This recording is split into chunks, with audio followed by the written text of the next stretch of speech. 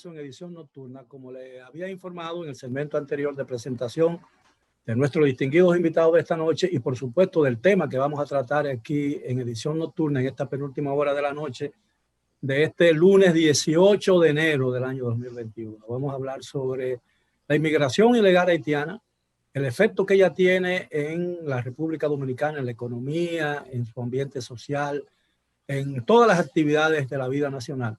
Y por supuesto sobre la supuesta creación o propuesta para crear en el territorio nacional campos de refugiados haitianos como una forma de resolver los graves problemas sociales y económicos de la nación vecina. Hoy tenemos con nosotros a la doctora Cristina Aguiar, quien es una diplomática dominicana, experta en materia constitucional, y el también abogado Juan Miguel Castillo Roldán, quien es un especialista en materia constitucional. Esperamos que en el transcurso del programa se integre un tercer invitado, José Miguel Vázquez, quien es consultor jurídico de la Junta Central Electoral. Buenas noches, gracias por aceptar nuestra invitación. ¿Cuál es el efecto real de la inmigración ilegal haitiana? No de la inmigración que cumple con todos los requisitos de las leyes de migración y de la armónica relación entre los dos estados, sino esa que penetra furtivamente por la frontera sin ningún tipo de documentación y sin ninguna autorización de las autoridades dominicanas. ¿Qué efecto está produciendo con los años esa inmigración que parece que va creciendo con el tiempo, no? Bueno, nosotros estamos viendo... Saludos, don Miguel. Encantado de estar. Hola. Sí, no, las damas, antes que las damas primero. Llegaste después. Sí, bueno, don Miguel, muchas gracias de nuevo por esta invitación a este programa. Ya yo me siento aquí como en mi casa. Un día de esto voy a traer mi propio catre y mi cosa para instalarme. Bueno, esa es una pregunta que realmente todos los dominicanos se deberían hacer, porque estamos viendo cada día, y ya eso desde hace un cierto número de años, cómo nuestras finanzas públicas se encuentran gravadas por el peso de asumir servicios básicos para una población inmigrante, por lo general indocumentada, que viene a utilizar nuestros servicios de salud.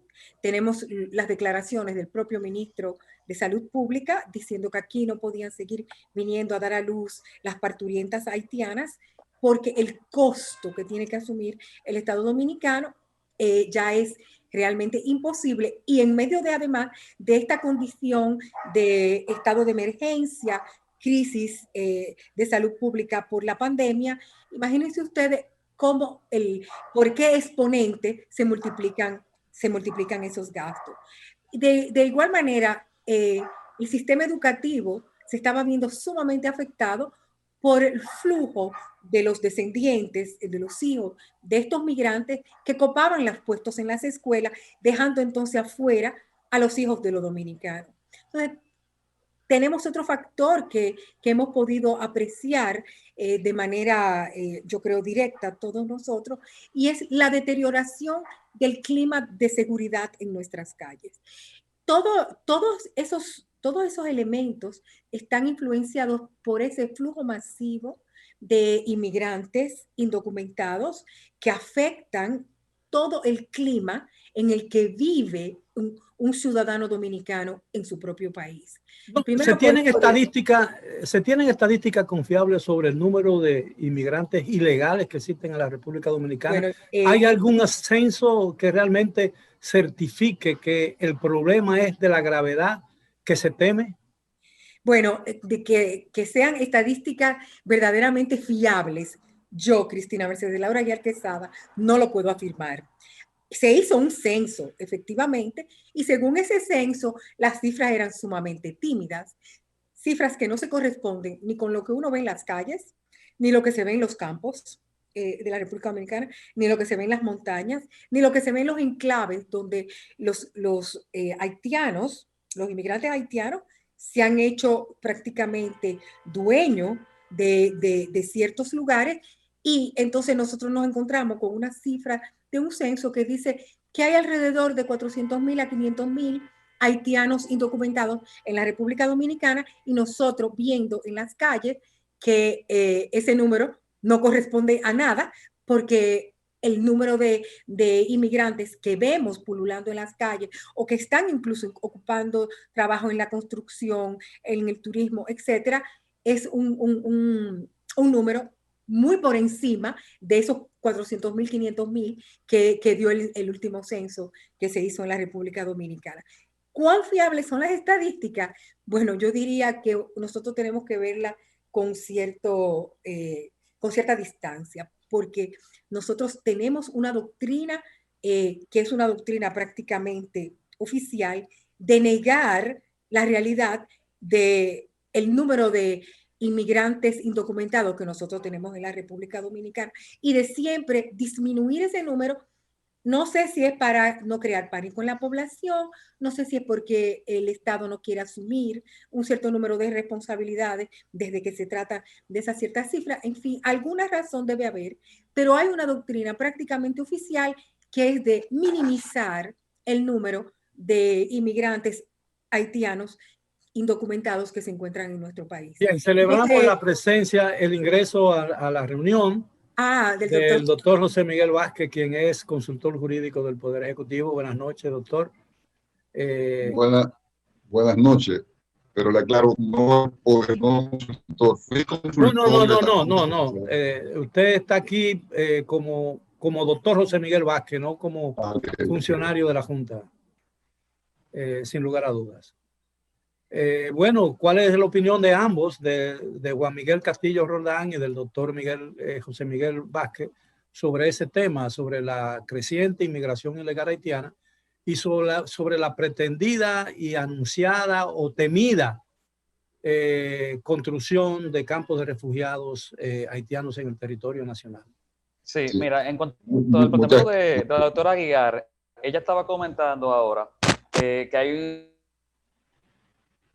siempre una intención de minimizar la presencia, y lo cierto es que las publicaciones que ha hecho el Instituto Nacional de Migración, como la Encuesta Nacional de Migrantes, lo cierto es que no son censos en todo el sentido de la palabra, han sido estudios de la población inmigrante, pero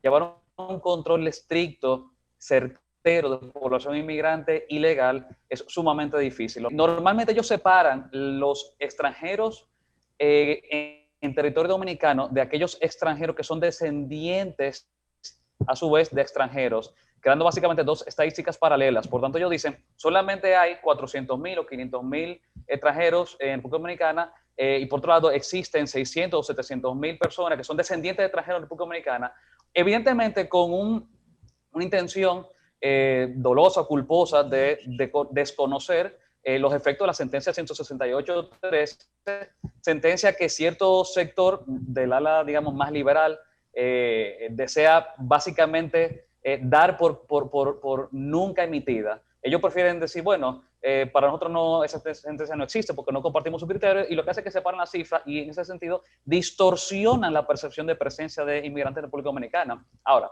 en cuanto al impacto que eso genera, Miguel, sucede lo siguiente.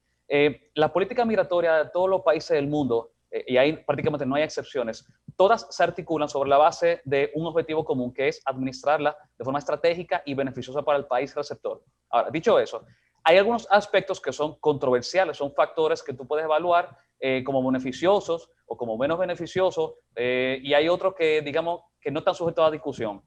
Aspectos que pueden ser controvertidos. ¿Qué tanto impacta en la economía nacional, por ejemplo, el ingreso de migrantes que poseen una calificación laboral alta o baja? ¿Qué nivel de contribución a la economía nacional, a la recaudación del Estado constituye en relación a el porcentaje de recursos que drena de ese país en distintos segmentos de la economía, como recursos de servicios públicos, salud, educación, seguridad ciudadana, vías públicas, y todo eso puede discutirse. ¿Qué tanto hay un aporte al nivel educativo cuando tú tienes personas que por su nivel educativo superior de grado básico, de universidad, de posgrado, transfieren conocimiento a la economía de destino, y eso en última instancia produce un crecimiento de la economía?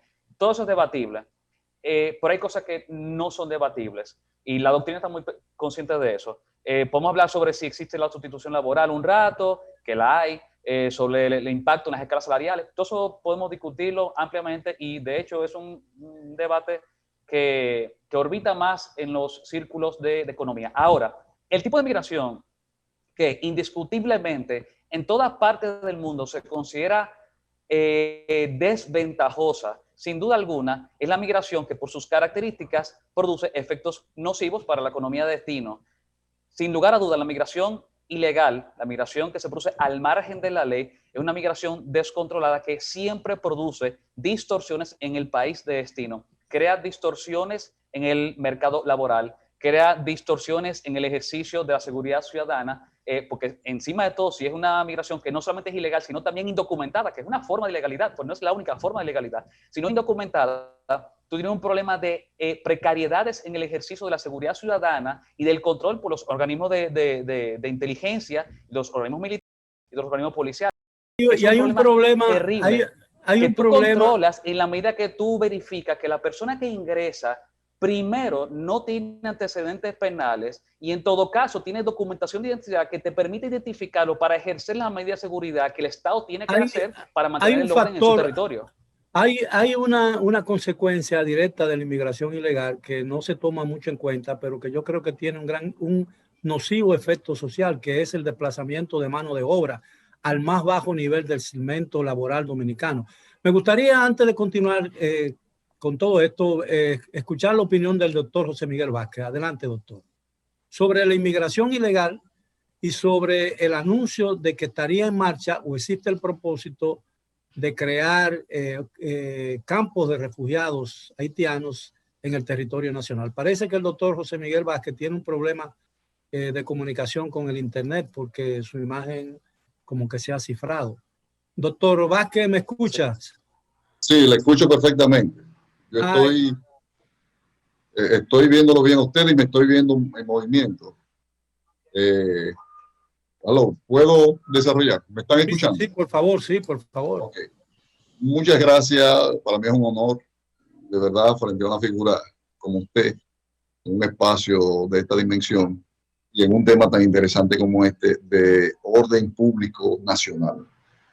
En estos momentos, precisamente, estamos en oficina todavía preparando los pormenores de un acontecimiento histórico que va a ocurrir mañana, que es en el Tribunal Superior Administrativo se va a conocer una demanda cautelar a los fines de solicitar la suspensión de la ejecución del plan de contingencia migratoria que preparó junto a organismos internacionales el Instituto Nacional de Migración, el Instituto de Migración que opera apéndice de la Dirección General de Migración. Que a la vez ¿Qué persigue ese plan? ¿Qué persigue exactamente? Ese plan persigue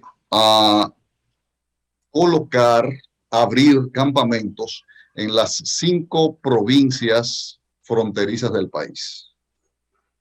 La meta, según el propio plan, es obtener la retención o la recepción de 45,000 ciudadanos en 3 meses de nacionalidad haitiana en cada uno de esos centros de las 5 provincias fronterizas. 45,000 por 5 en los primeros 3 meses. Es decir, serían 5 campos de refugiados. Correcto. ¿Qué ocurre con esto? Lo peligroso de esto es que, tal y como están ahí los especialistas, sobre todo Cristina Aguiar, que maneja muy bien el tema de refugiados, sabe muy bien que aceptar un refugiado en la República Dominicana, el Estado aceptarlo significa asumir la adopción, es como si fuera una adopción de niños y niñas. La adopción de todas las necesidades en que incurren o que necesiten o que tengan esos refugiados. El Estado tiene que asumir la responsabilidad de vivienda, de alimentos, de medicamentos, hasta de vestimenta.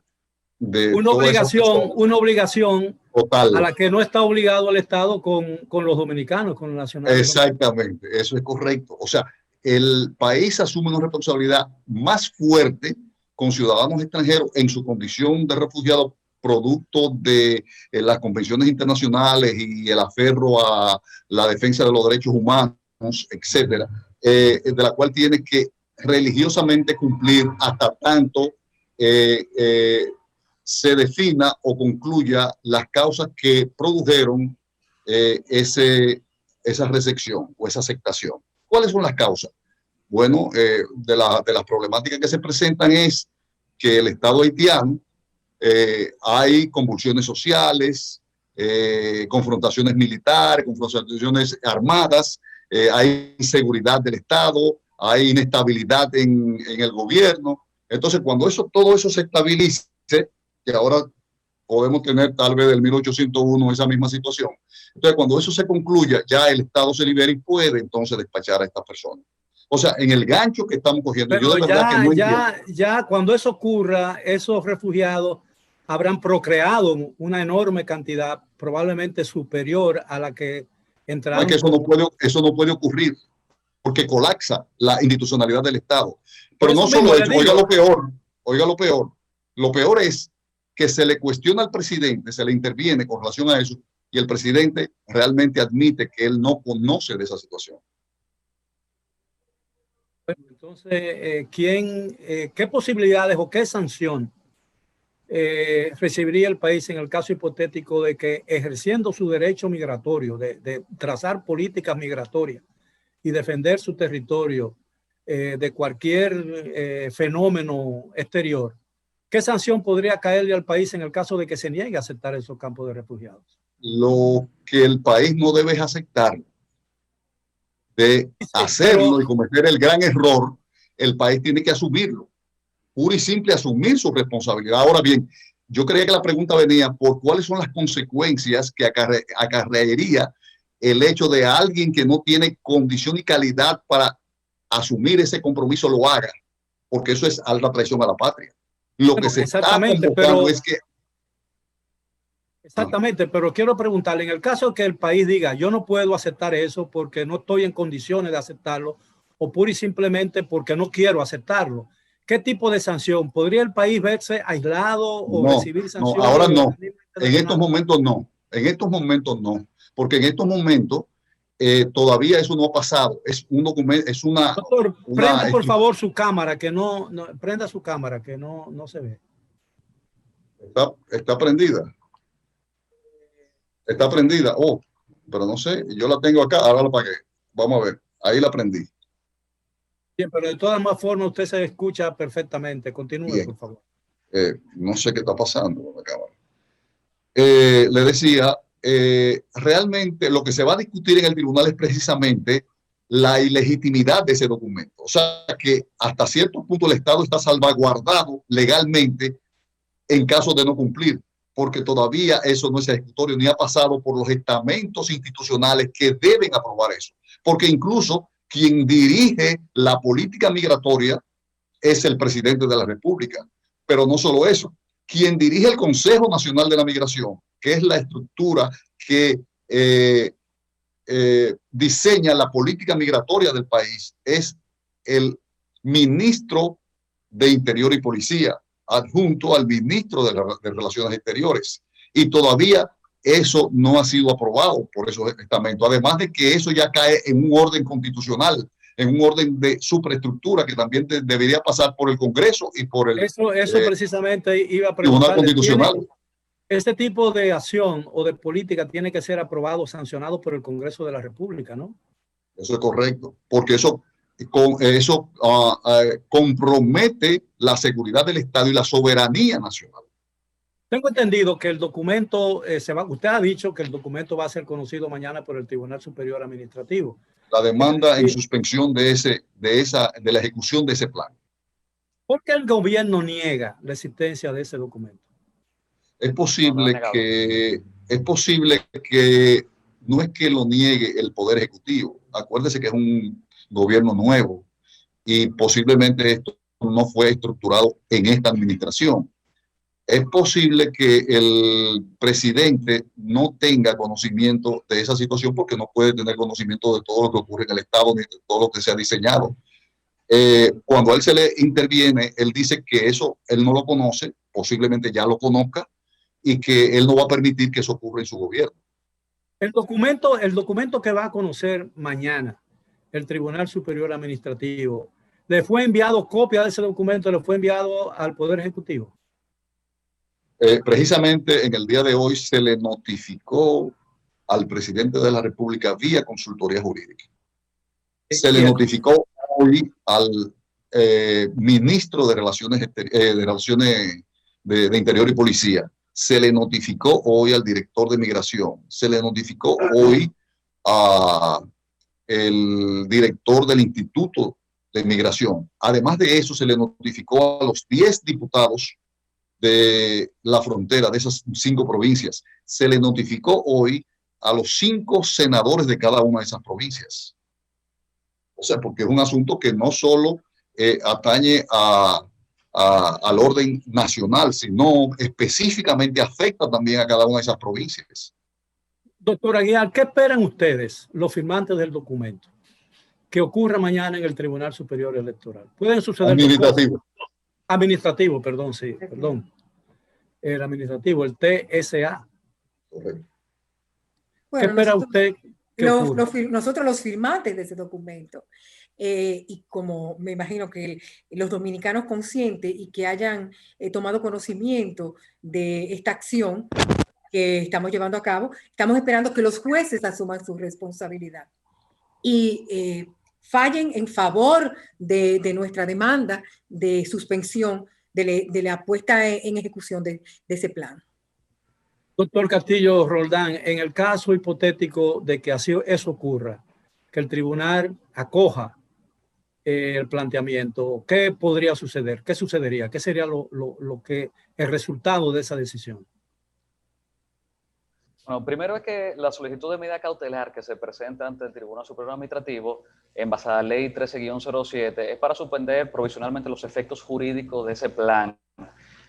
Ahora es más importante aún porque Haití, como de costumbre, atraviesa otra crisis de estabilidad socioeconómica y política, inestabilidad en las estructuras de poder, lo que significa que si ocurre algún incidente que provoque de forma repentina la movilización de miles de personas, mientras ese documento exista, puede surtir efecto jurídico. Entonces, en lo que el Tribunal Superior Administrativo conoce de lo que sería una demanda en nulidad, hay que suspender provisionalmente los efectos mientras la jurisdicción contencioso administrativa en sus atribuciones conoce la demanda de nulidad. La demanda de nulidad se interpone en base a una ley especial que busca hacer desaparecer ese acto administrativo porque lo es, se concibe como acto administrativo por las características de ejecutoriedad y de efectos jurídicos que ese documento implica. Pero si el gobierno dominicano no lo ha aprobado, ¿por qué tiene efecto jurídico ese documento? Porque ha sido emitido por una entidad gubernamental en materia migratoria y por principio de derecho administrativo, los documentos de actos administrativos se presumen válidos, legítimos y ejecutorios.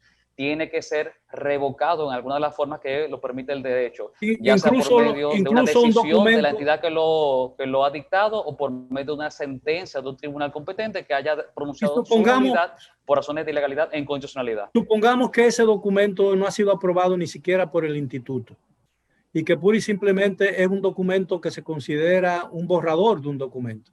¿No podría negarse eso? No, eso no es el caso. Por eso yo dije ahorita, el gobierno no lo ha negado. De hecho, el señor Wilfredo Lozano, cuando ha emitido una comunicación, digo entre comillas, desmintiendo algunas declaraciones que se han hecho en torno a ese documento, él reconoce la existencia del mismo y lo que hace es que se lo atribuye a la administración pasada, es decir, a Florinda Rojas.